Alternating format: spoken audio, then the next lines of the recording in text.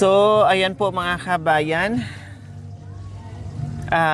Bibili na lang kami ng ulam na luto na doon sa bayan para hindi na kami abutin ng siyam-siyam. Hindi talaga kakayanin ng power mga kabayan na magluto pa. Lalo na ngayon, may sakit si Ate Princess at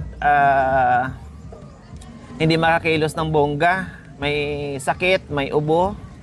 No, may ubo, sipon, lagnat. Dahil nabigla siguro yung katawan mga kabayan sa kakalilinis.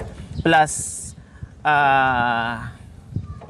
sobrang alikabok, 'di ba? Dahil may ginagawa doon sa likod, plus may ginagawa sa harap ng mga kabayan, doble yung alikabok, plus usok pa na nagwi-wielding. So lahat na nandoon na langhap ni Ate Princess, kaya siguro ay inubo at sinipon. So ayan, bibili kami ng ulam. Anong bibilhin natin, Kuya Jerome? Bahala na po kung anong ulam na ulamin natin. Ha? Bahala na po anong pong ulam na. Bahala na kung anong ulamin natin. Opo.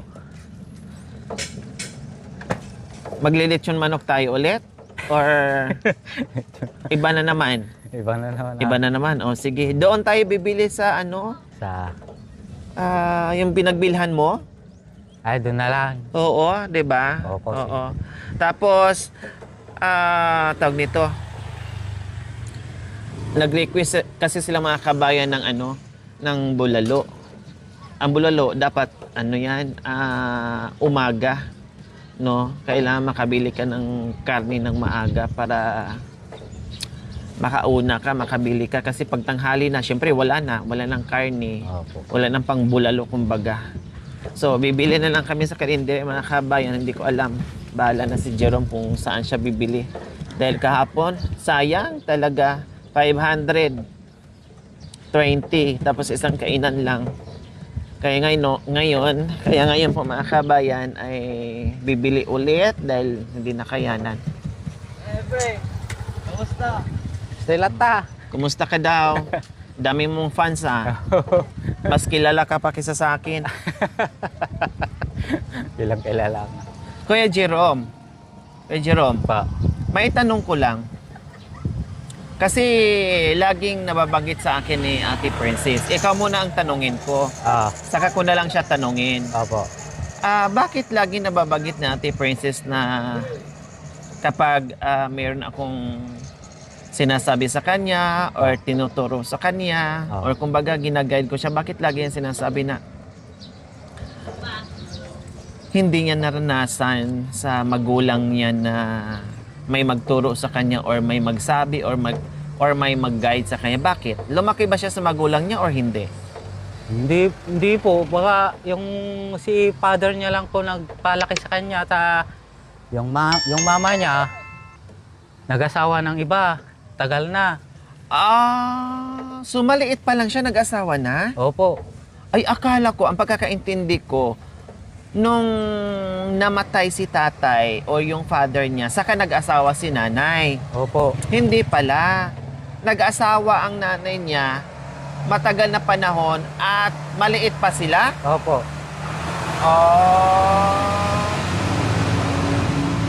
So ngayon naintindihan ko na, lalo akong naawa at lalo kong naintindihan ngayon si Ate Princess sa lahat ng sinasabi niya. Opo.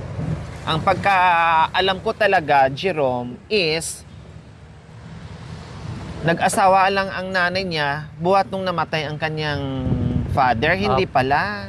Hindi pa, buhay pa yung father niya. Yung... Mga ilang taon si Ate Princess noon ilang taon si Ate Princess noon na nag-asawa yung kanyang mother na naghiwalay na sa tatay niya. Ilang taon si Ate Princess noon? Di ko po alam. Hindi pa kayo mag-asawa noon? Hindi pa po. Hindi pa magkakilala? Hindi pa po. So, ayan po pala mga kabayan. Hindi nga ako nagkamali na si Ate Princess ay kulang ng pagmamahal at kulang sa guide ng magulang. Hindi naman lahat kasi marami namang broken family. Pero hindi lahat. At saka hindi naman din natin pwedeng ikumpara sa iba na broken family na naging okay sila. No, hindi naman lahat mga kabayan. Iba-iba. So ngayon, si Ate Princess po mga kabayan, kaya pala lagi niyang sinasabi na Ate Lori, hindi ako nagagalit. Kasi may ate na ako ngayon, may nanay pa. Oh, yun yung sinasabi Di ba? niya. Opo, Madalas yun yung sinasabi, di ba, Opo. Jerome? Opo, yung po. Tapos sinasabi. minsan biglang iiyak. Opo. Oh. Kasi sabi ko parang may pinaghuhugutan si Ate Tagal na po kasi Princess. yan. Tagal na po kasi yan na wala siyang ina. Yun lang nagina sa nila yung papa niya. Yung Naging tatay ina niya. at tatay, ang Oo. tatay niya. Tapos namatay pa. Opo. Kaya pala ganun kamiss niya yung tatay niya. Opo. At kamahan niya yung tatay niya. Opo. Yun ang pamahal niyang tatay niya. Alam mo yung pinalaban natin yung mga damit, yung Oo. kulay violet pa yun, no? Oo. Yun ang mahalahala niya. Pati yung upuan na maliit. Oh. Yun. Di ba narinig mo yon madalas? Opo. Sinasabi sa akin na, salamat ate, ikaw ang ate ko, may nanay pa ako, di ba? Opo, narinig ko po Oo. yun. Tapos umiiyak yung mga kabayan. Kaya ngayon, sabi ko, bibili kami ng ulam pagkakataon ko na tanungin si Jerome kasi syempre lubos nakakilala kay Ate Princess, asawa niya, 'di ba? So ngayon mga kabayan, lalo natin maintindihan si Ate Princess kung bakit minsan may attitude siya, minsan ganito, minsan ganyan. Kasi lumaki si Ate Princess na walang nanay. Kaya pala pag inuutosan ko at feeling ko na parang sabihin natin na maktol or nagrereklamo pero hindi naman, Hindi naman po yun. no? At sinasabi ko na Ate Princess Mabait po yan ate. Mabait po Ha? yan si Princess. Oo, Mabait po halata yan, ko yung naman na mabait si Princess. Alam ko Parating naman. parating nagpakuha niya, nagbuburas ng mga talong, mais. Yan. Nung kabataan niya. Opo. Na hindi pa kayo mag-asawa. Opo. Oh, kaya Yan lang, diyan siya kasi pumayat, kakapitas ng mga mais. para lang mayroon silang pambili ng pagkain. Oo, yun po. O, di ba po mga kabayan, no? Kaya natanong ko yon at naramdaman ko kasi tuwing utos ko nga po mga kabayan at tinatanong ko sa kanya, Ate Princess, napagod ka na ba? Ate Princess, naiinis ka ba sa akin dahil inuutosan kita palagi? Wala siyang isasagot. Ang sagot lang niya, hindi po. Nagpapasalamat nga ako sa iyo, ate. Kasi meron akong ate ngayon, mayroon pa akong nanay. Oh, yun ang lagi niyang sinasabi sa akin. No, yun ang lagi niyang sinasabi sa akin, mga kababayan. Yun pala, lumaki siya na walang nanay. At sabi pa ni Jerome, mga kababayan, mabait si Princess. No, mabait si Princess. Kasi nung dalaga yan, walang ibang ginagawa kundi magtanim at magpitas ng talong. Kaya sabi ni Ate Princess sa akin, nabulok ako ng maaga, tumanda ako ng maaga. Opo. Kasi bata pa lang ako, nagtatrabaho na, pitas or tanim ng talong na ang ginagawa ko sa bukid.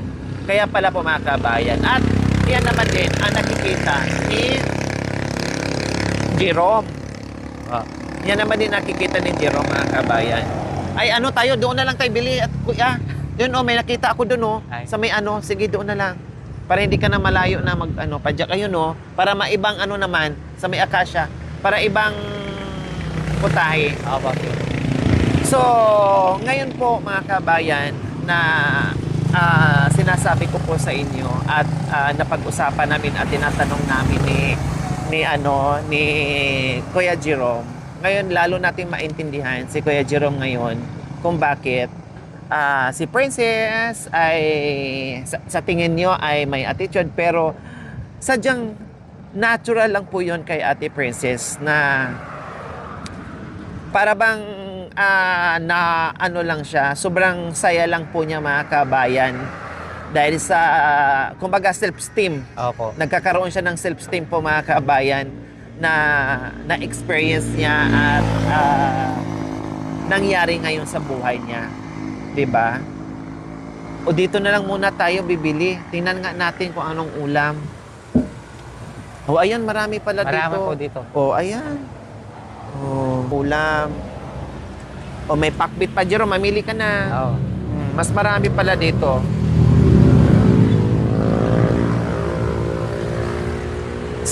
Paksiw, tapos dinakdakan, dinuguan, Ayun. manok. O sige, ito daw po. Then, merong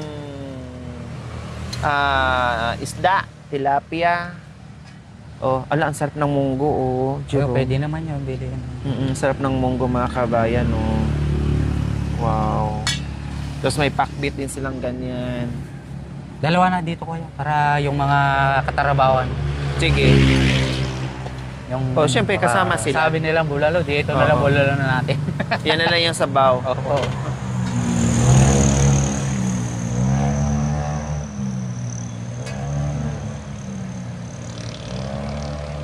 Hindi na kayanan ng oras namin na magluto, kaya Dala na po kuya. No? bili na lang muna kami. Ito? Dala na po. Oh, sige, ikaw kayo ang kakain. Huwag mo sabihin na bahala, paano kung yung napili ko na Sige, ito pati. ayaw niyo. Yung kayo Saka ito na. nag-chicken na kayo. Ah, chicken, Yung ito iba na lang. naman, ang dami-daming pagpipilian eh. 2 araw na kayo nag-chicken sunod-sunod. Ito. Ito, saka itong munggo daw. Yan. Isda, ayaw mo ng isda? Ayun, pwede naman. Ay, ito na lang. Saka paksiw.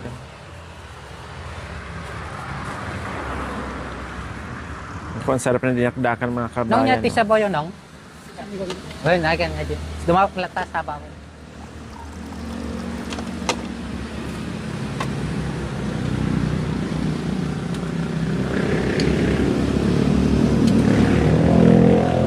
Magkano isang hiwa? 60. Dalawahin mo na. Yan, sabay na dyan. Yan.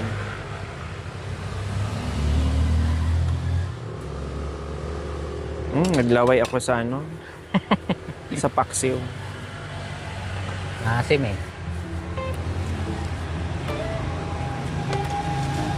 Dati pa, mga kabayan, ang hilig ko kumain ng dinuguan.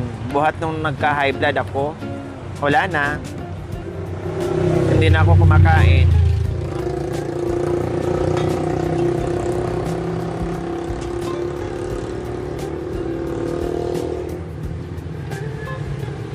Ano pa, Jerome? Yan na lang. Munggo? At saka ito? Ito ang paborito yung anak ko yung... Dinuguan daw. Yan na lang. Wala na. Ano pa? Wala na pa yan. Wala na. Oo, pati.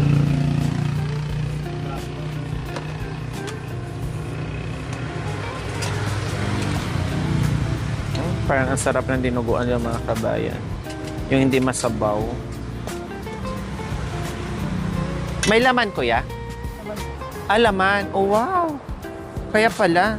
Parang wala akong nakikitang ano.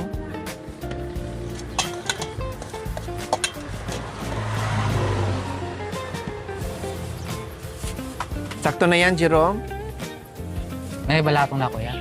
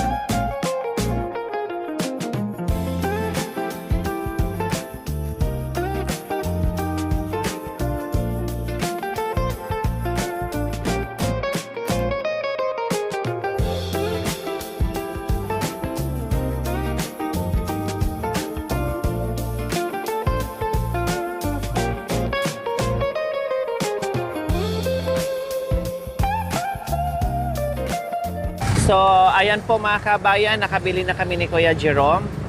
At tuloy tayo doon sa ating kwentuhan, no? Kung Opo. bakit ay madalas sinasabi ni Ate Princess. So, ibig sabihin, Kuya Jerome, Ito. ay nabanggit mo nga sa akin, matagal na silang matagal na nag-asawa ng iba yung nanay nila. Opo, matagal. So, matagal na rin na hindi sila nagkikita? Yun lang po, yun lang po hindi ko po alam. Hindi. Buhat nung kayo na naging girlfriend mo siya, hanggat nag-asawa kayo, hanggat may anak kayo, hindi nyo na nakita ang nanay niya. Ay, nakikita po. Nakita mo? Opo. Pinakilala ka ni Ate Princess? Opo. Yung nakita kayo. napakilala sa akin, yung nagpitas kami ng mais yun. Oo. Mais po. Yung, O ano naman ang napagkwentuhan nyo? Okay naman. Tagal na, tagal Okay, na. Opo. magkasundo naman sila ng nanay niya. Okay naman. Opo, okay naman po. Pag yun lang pitas-pitas, okay lang po. Na nagkita-kita doon. Opo. At taga doon lang din ba? Saan napuntahan natin? Doon po sa Samon po. At Samon taga po yun. Samon. So ngayon, anong taon yon? Yung- Huling pagkikita nyo? Ay, Ilang tagal. taon yon? Ay, kwan na, Anong taon? Anong taon? Hindi ko po alam, no, ilang taon na po yun. Tagal na kasi yun. May anak na kayo noon na nagkita kayo? Wala pa. Bago mag-asawa pa lang kayo? Bago mag-asawa pa lang kami. Bago mag-asawa pa lang kayo Opo. na nakita nyo? Hanggang ngayon ay hindi na naulit. Hindi na naulit. Bakit ang tagal na taga Samon lang at taga dito lang? Oh. May mga anak na rin siya. Ah, meron po. So ibig sabihin, May matagal. anak silang isang babae. Bali lang sila magkakapatid. Yung asawa ko, may siyam lang sila. Siyam. Sila na Ate Princess, siyam na magkakapatid Opo, siyam. na original. Oh, Tapos Opo. may kapatid siya sa labas. opo. Na ilan? Isa lang po. Isa lang. Bali, 10 lahat. Opo, 10 sila. Oh, grabe pala, no? Nakasyam pala sila. Oh, magaling si father niya eh. Oh.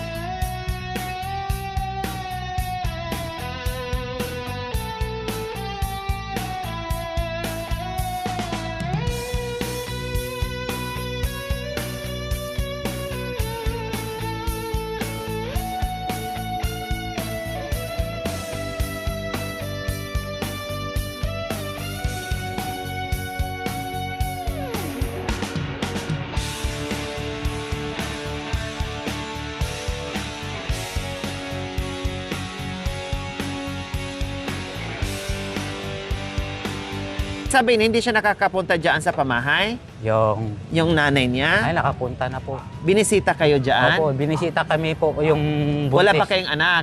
Buntis Buntis. Binubuntis mo yung panganak. Opo. Binubuntis ni Ate Princess yung panganay nyo? Opo. Di ba po mga kabayan? Buti na lang habang kami ay lumabas para bumili ng ulam po mga kabayan ay biglang pumasok sa sa isipan ko na itanong ko kay Kuya Jerome.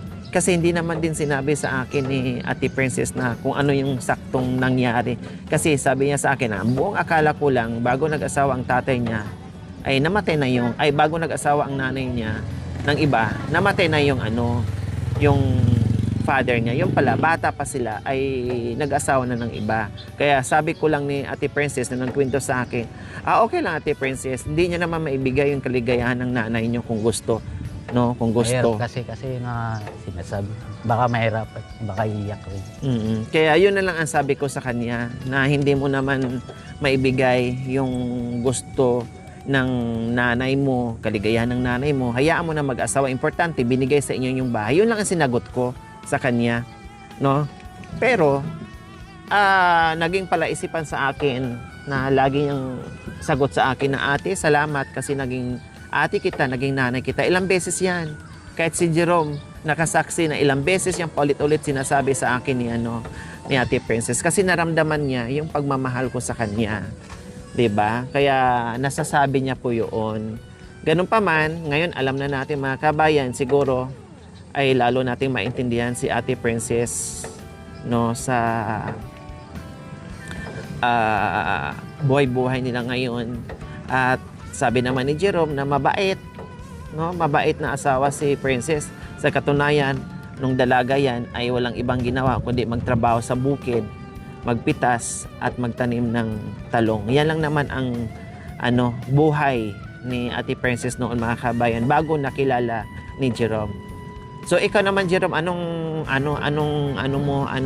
trabaho mo noon bago kayo magkakilala ni Ate Princess Princess? Oo. Construction po, Construction. lang po. Opo. Saan kayo nagkakilala? Dito po sa babae, dito rin po.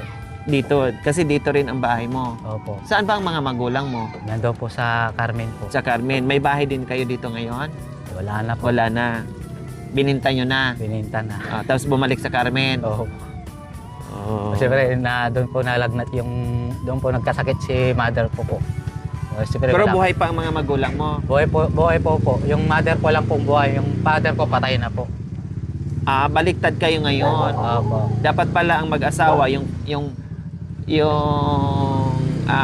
father mo at saka mother ni Princess. Oo. Dapat sila ang nagkatuluyan, no?